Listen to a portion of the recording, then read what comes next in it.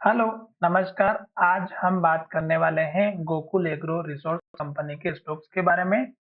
कल भी हमने इस स्टॉक्स के ऊपर वीडियो बनाया था और कहा था कि इस स्टॉक्स में भयंकर यानी कि बड़ी गिरावट दिखाई दे सकती है और उसके पीछे का जो रीज़न था वो भी हमने चार्ट के बेसिस पे, कैंडल के बेसिस पर और टेक्निकल के बेसिस पर लेवल्स के बारे में बात की थी।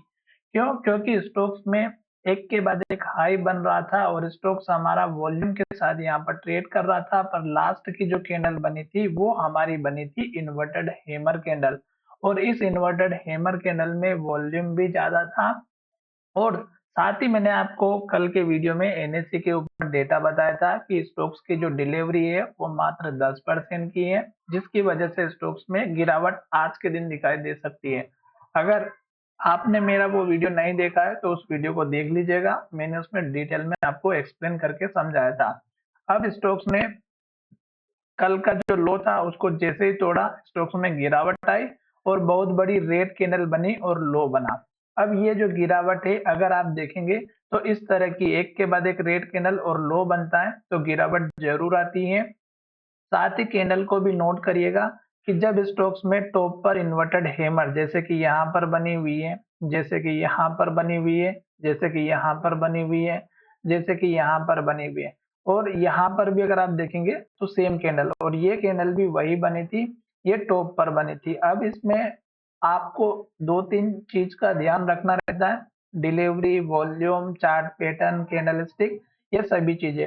आज के दिन बड़ी गिरावट हुई है और अभी स्टॉक्स में और गिरावट दिखाई दे सकती है और कल के वीडियो में मैंने इस कैंडल के हाई का जो लगभग 277 के आसपास का पहला सपोर्ट लेवल था वो मैंने ड्रॉ करके आपको बताया भी था। तो यहाँ पर आप देख सकते हैं कि ये लेवल हमारे लिए कितना इम्पोर्टेंट है।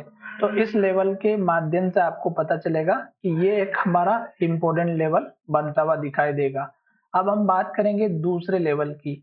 तो स्टॉक्स अगर इस लेवल को होल्ड करता है तो अच्छी बात है, अदरवाइज स्टॉक्स एक के बाद एक रेड कैंडल और लो बनाते हुए नीचे आता है, जैसे कि यहाँ पर एक के बाद एक रेड कैंडल बनी, यहाँ पर भी बनी है। तो इस तरह से अगर कैंडल बनती है तो हमें स्टॉक्स में केवल वेट करना है, जल्दबाजी नहीं करनी है, क्योंकि अगर आप गलत टाइम पे एंट्री लोगे तो फंस सकते हो। तो इसलिए आपको क्या करना है कि इस कैंडल का जो हाई बना है ये अगर सपोर्ट करता है तो बहुत ही अच्छी बात है और एक के बाद एक रेड कैंडल जब तक बनेगी हमें इंतजार करना है।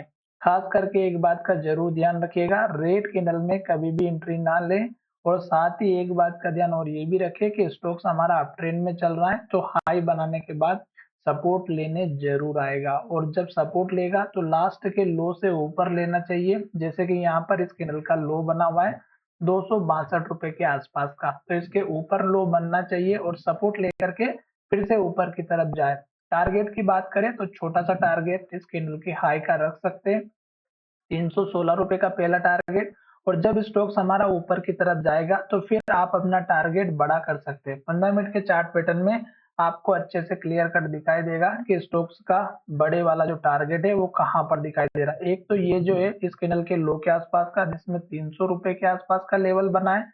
अब स्टॉक्स अगर इस 300 रुपए के लेवल को तोड़ के ऊपर की तरफ जाता है तो फिर स्टॉक्स का ये टारगेट जो लगभग हमारा 315 और 16 का देखने को मिलेगा। छोटे छोटे टारगेट ध्यान रखना है, जैसे इस कैंडल के लो का भी 308, तो 300 रुपए के बाद 308 का, फिर 316 का और जब ये आखिरी में ये लेवल टूटेगा तो फिर स्टॉक्स का टारगेट देखने को मिलेगा 334 रुपए 35 रुपए के आसपास का। तो 15 मिनट के चार्ट पैटर्न में यहाँ तक स्टॉक्स ने हाई बनाया और उसके बाद एक के बाद एक रेड कैंडल और लो बनाते हुए स्टॉक्स नीचे आ रहा। अभी भी स्टॉक्स अपने सपोर्ट लेवल के पास में ही खड़ा है, इसमें अगर आप देखेंगे तो 290 रुपए के आसपास का लो है 91 का।